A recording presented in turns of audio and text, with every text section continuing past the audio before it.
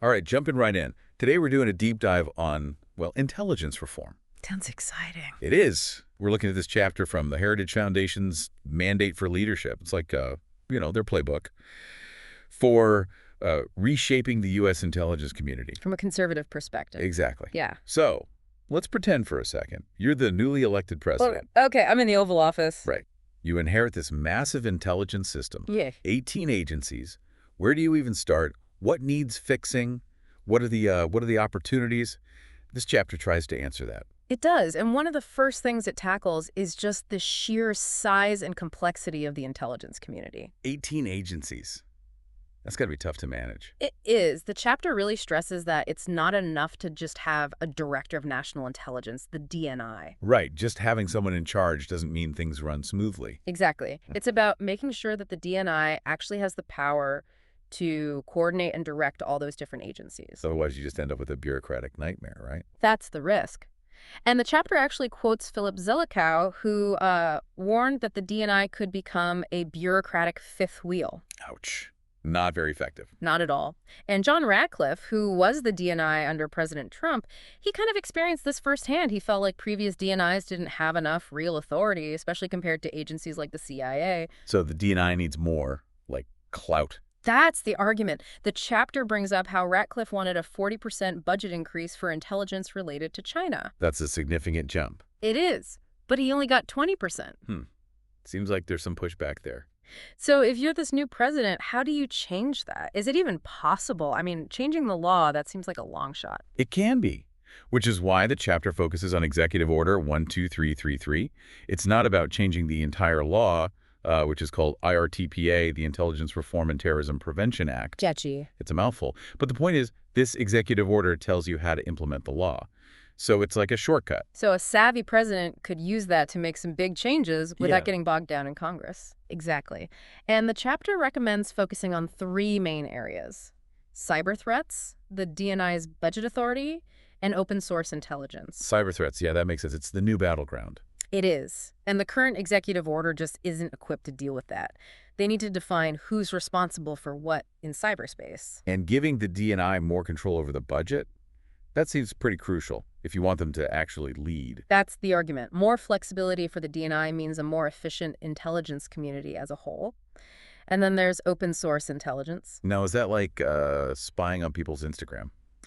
Not quite. It's intelligence gathered from stuff that's publicly available. News reports, social media, academic journals. Always see using the information that's already out there. Right, and the chapter argues that the IC needs to get a lot better at using this, especially because the private sector is already way ahead of them in open source analysis. Interesting. So by focusing on this executive order, a president can make some real changes. Yeah. But what about the agencies themselves?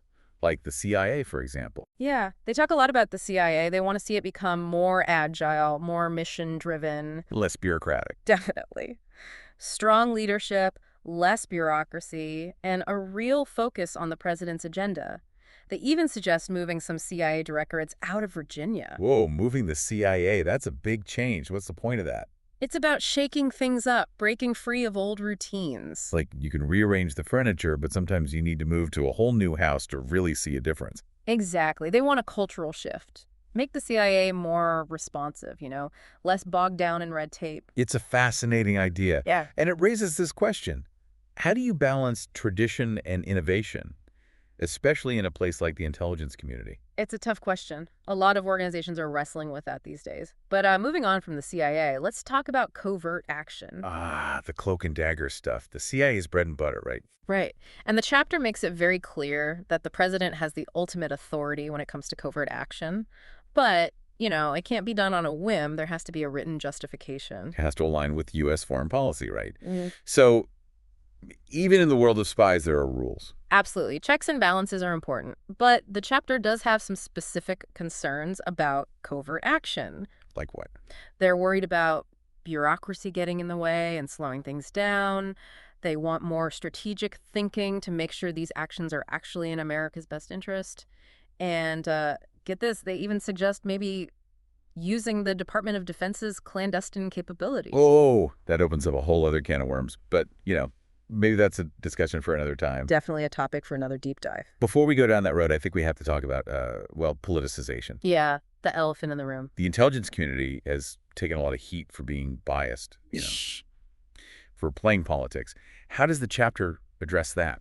They're pretty upfront about it. They acknowledge that all these accusations of politicization have hurt the IC's reputation. Yeah. And they point to things like the Trump-Russia allegations and the Hunter Biden laptop controversy. Yeah, those were highly divisive. They were, and they really eroded public trust in the intelligence community. Which makes sense. I mean, if you don't trust the information you're getting, how can you make good decisions? Exactly. So they offer some potential solutions, like revoking security clearances for people who abuse them, cracking down on leaks, and maybe most importantly, trying to build a culture of neutrality within the IC. So getting back to the basics, providing objective intelligence. Exactly. And this is something that goes way beyond just the intelligence community. I mean, think about it. Everyone is worried about bias and manipulation these days, especially with all the information out there. It's hard to know what to believe sometimes. It is. Trustworthy information is crucial for everyone.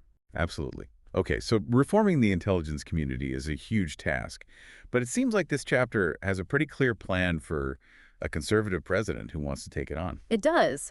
But there's one more big piece of the puzzle we haven't talked about yet. China. This chapter calls China a generational threat. Not just a problem for today, but something that will shape the future. Wow, so how do they propose we deal with that? What's the strategy? Well, they're big on this whole of government approach, basically saying it's not just an intelligence problem, it's a challenge that every part of the government needs to be involved in. Makes sense. You need everyone on board. Right. And they're also calling for more investment in technology, language skills, and financial intelligence, to keep up with China. So it's a combination of old school and new school approaches. I think so.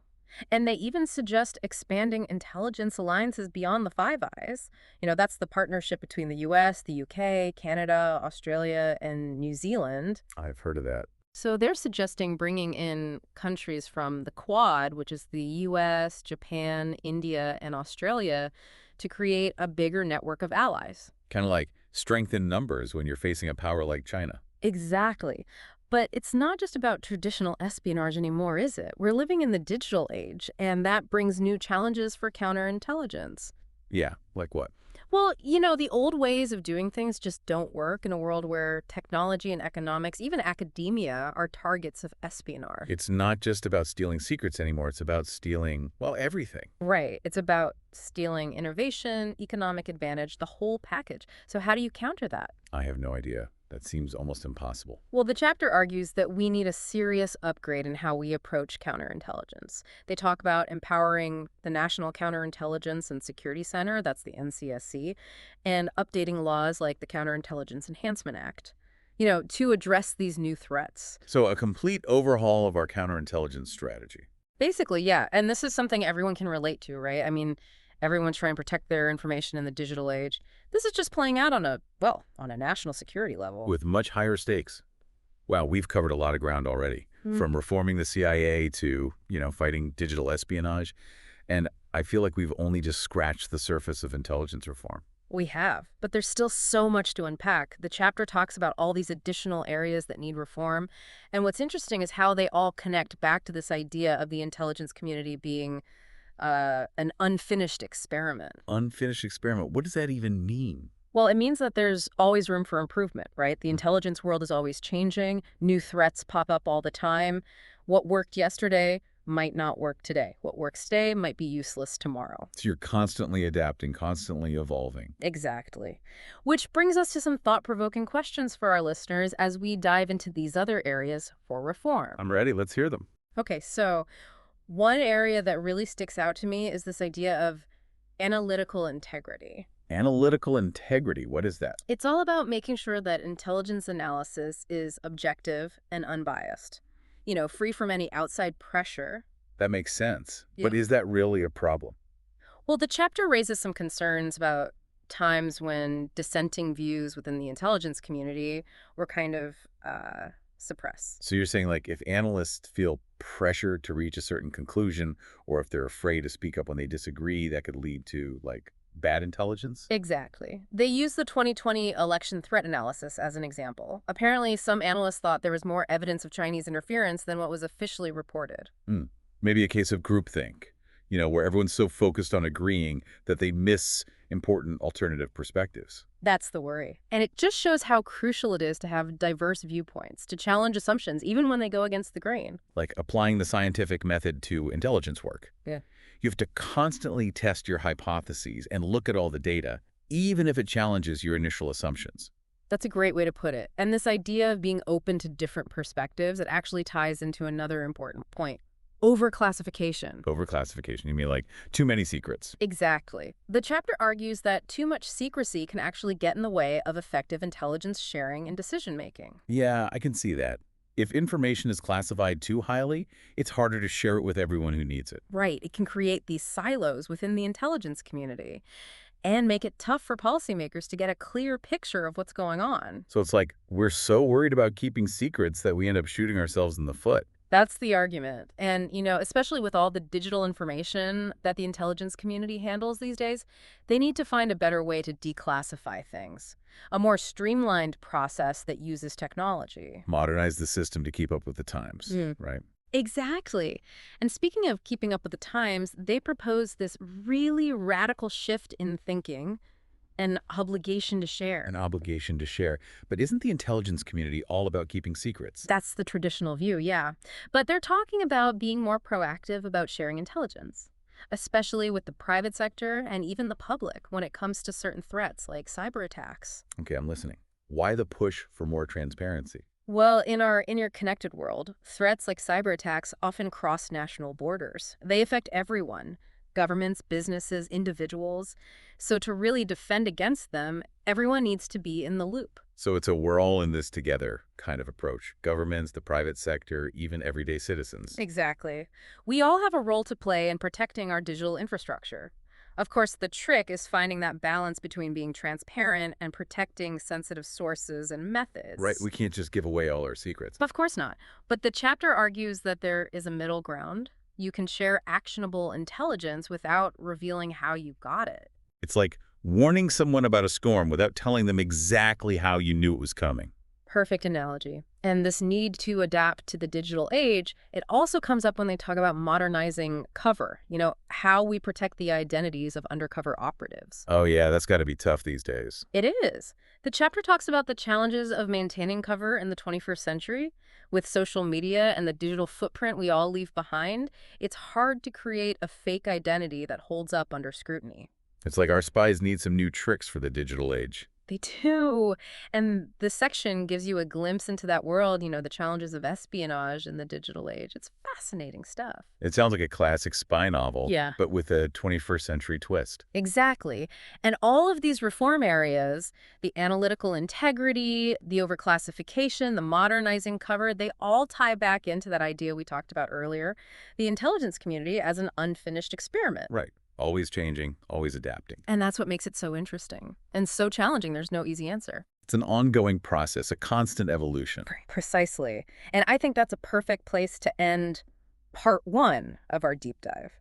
We've laid the groundwork, but there's still so much more to explore. I'm ready for part two. Let's keep going. So where were we? Oh, yeah, the unfinished experiment and all those areas ripe for reform. Right. It's like opening up this toolkit for understanding how intelligence works. And how it could work better. So like I was saying, one of the areas that really stood out was this thing they call analytical integrity. Okay, analytical integrity. Break that down for me. Sure.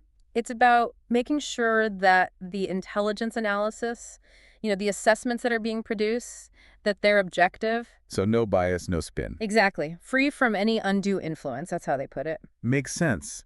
But is that really a problem? I mean, are analysts really being pressured to reach certain conclusions? Well, the chapter does express some concern about that. They point to instances where dissenting views within the IC might have been, kind of pushed aside. So, like, if analysts are afraid to speak up, or if they're being told to, like, toe the line, that could lead to some pretty bad intelligence, right? It could. And they use the 2020 election threat analysis as an example. Apparently, there were some analysts who felt like there was more evidence of Chinese interference than what ended up in the official assessment. Interesting. So maybe a case of groupthink. where everyone's so focused on reaching a consensus that they miss other perspectives. That's the worry. And it really highlights how important it is to encourage different viewpoints, to be willing to challenge assumptions even when they go against the prevailing narrative. It's like you need that constructive friction to get to the truth. Exactly. You need people who are willing to say, hey, wait a minute, what about this? And this whole idea of being open to different viewpoints, it actually ties into another important point they make: overclassification. Overclassification. Isn't that like intelligence community 101? Mhm. Keep everything secret. It's been the default setting for a long time, but they're arguing that too much secrecy can actually backfire. It can make it harder to share information effectively and make good decisions. Yeah, I can see that. If something is classified too high, then only a handful of people can see it. It creates these silos. Exactly. And it can make it really difficult for policymakers to get a clear understanding of what's going on. So it's like you're so obsessed with security that you end up creating more problems than you solve. That's the argument. And they point out that with all the digital information out there these days, the IC really needs to streamline its declassification process. Use technology to make it more efficient. Modernize the system. Got it. Right. Keep up with the times. And speaking of keeping up with the times, they propose this pretty radical shift in mindset. Okay, I'm intrigued. What is it? They call it an obligation to share. An obligation to share. But the intelligence community is all about secrets. That's the traditional view for sure. But they're advocating for a more proactive approach to sharing intelligence, especially with the private sector, maybe even the public. Whoa, hold on. When would they ever share information with the public? Well, they're specifically talking about certain types of threats, like cyber attacks. Okay, that makes a little more sense. Cyber attacks can impact everyone. Exactly. They can target businesses, individuals, critical infrastructure. So to really defend against them effectively, they're saying, look, everyone needs to be aware of the threat. So it's a we're all in this together kind of thing. That's the idea. We all have a responsibility to protect our digital infrastructure. But of course, the challenge is, how do you do that without giving away all your secrets? Right. You can't just post your top secret intelligence on Twitter. Exactly. You have to find that balance between transparency and protecting sensitive sources and methods. That's always the tricky part. It's like warning people about a storm without revealing exactly how you know it's coming. Perfect analogy. And this whole idea of adapting to the digital age, it also comes up when they talk about modernizing cover. Cover? You mean like fake identities for spies? Exactly. They talk about how hard it is to maintain cover in the 21st century with social media and all the digital trails we leave behind. Yeah, that makes sense. I mean, it's got to be tough to create a fake identity that can stand up to scrutiny these days. It is. Traditional methods of building cover identities, the backstories and all that, they're not as effective anymore. So our skies need to up their game. Pretty much. And this section of the chapter really gives you a glimpse into that world, the challenges of espionage in the digital age. It's fascinating. Sounds like a classic spy thriller, but with a 21st century twist. Exactly. And all of these reform areas, from analytical integrity to modernizing cover, they all connect back to that idea we talked about earlier, the intelligence community as an unfinished experiment. Right. Always evolving, always adapting. Always trying to stay one step ahead, which is why it's so important to keep asking these tough questions, to challenge the status quo and look for ways to improve. So where does that leave us? What are the key takeaways from all this? Well, I think the biggest takeaway is that intelligence reform is an ongoing process. It's not a one-time fix. It's about constantly adapting to new realities, new threats, new ways of thinking. And it's a conversation that needs to involve everyone, not just the intelligence community itself. Exactly. It's about finding that balance between security and freedom, secrecy and transparency, tradition and innovation. And those are conversations that we all need to be a part of. Well said. I think this deep dive has given our listeners a lot to think about, and maybe even inspired them to learn more about this fascinating world. I hope so, because the more we understand about intelligence, the better equipped we are to engage in these important conversations and to hold our leaders accountable. Absolutely. Well, on that note, I think it's time to wrap up this deep dive. Thanks for joining us, and be sure to check out our show notes for more information and resources. And as always, keep those questions coming, keep learning, and keep diving deep. It's like we've been given this roadmap. Yeah, a conservative roadmap for sure. Right, for intelligence reform. But what's important to remember is that Well, there are other ways of looking at things. Other perspectives, other priorities, like we've been focusing on one particular set of values, right? We have. And it's important to consider how a president with a different worldview might approach these same challenges. Yeah, because so much of intelligence work seems to operate in this gray area, Okay. you know, where the lines between right and wrong can be really blurry. They can, and I think another perspective might put more emphasis on that, on the ethical considerations. Yeah, like maybe more concern about things like privacy rights or the potential for government overreach. Exactly. Or maybe a different administration would have different priorities when it comes to threats. Maybe they'd focus more on climate change or global pandemics. Right. Those are huge issues that definitely require an intelligence component. They do. And it just highlights how intelligence reform is, well, it's never really finished. It's this ongoing process of adapting to new New realities. threats, new technologies, new ways of thinking. Exactly. It's like the intelligence community is this experiment that's constantly evolving, Mhm. trying to find that balance between security and freedom, between secrecy and transparency. It's a tough balance to strike. It is. And it's one that we're all going to have to grapple with as we move forward. Well, I think we've given our listeners a lot to think about, a lot of different perspectives, a lot of tough questions. We have, and hopefully we've sparked some curiosity about this world that, is often hidden from view. It's a world that impacts all of us, even if we don't always see it. It does. And it's a world that's constantly changing, constantly challenging us to think critically and ask tough questions. So to all our listeners out there, keep those questions coming. Keep learning. Keep exploring. And keep diving deep.